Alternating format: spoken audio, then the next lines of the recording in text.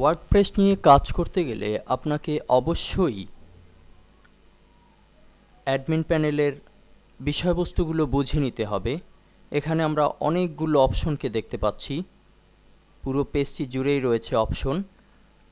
এখানে আছে dashboard, post, media, link, page, comment, appearance, plugins, user, tools, setting এবং পাশাপাশি আপনার মিডলে অবস্থান করা হয়েছে right now, recent comment, incoming link, plugins.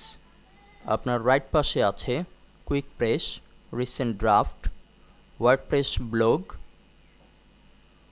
আদার ওয়ার্ডপ্রেস নিউজ ইত্যাদি অনেকগুলো বিষয়বস্তু এখানে অন্তর্ভুক্ত আছে। উপরের দিকে আছে ইউজার নেম অর্থাৎ অ্যাডমিন, লগ আউট, এরপরে নিউ পোস্ট নামে একটি অপশন আছে যার ভিতরে অবস্থান করছে draft, new page, upload, comments ইত্যাদি।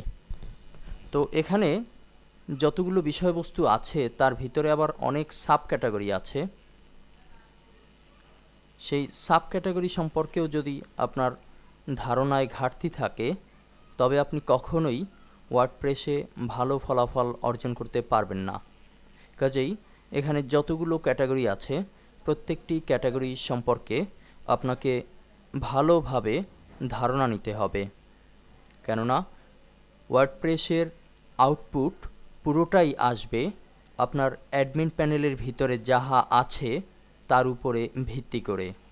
তো পরবর্তীতে আমরা এক একটি লেসনে দেখার চেষ্টা করব যে কোন বাটনের কি কাজ, অর্থাৎ কোন অপশন দ্বারা আমরা কি কাজ সম্পন্ন করতে পারি সেটি আমরা পরবর্তী লেসনে দেখার চেষ্টা করব।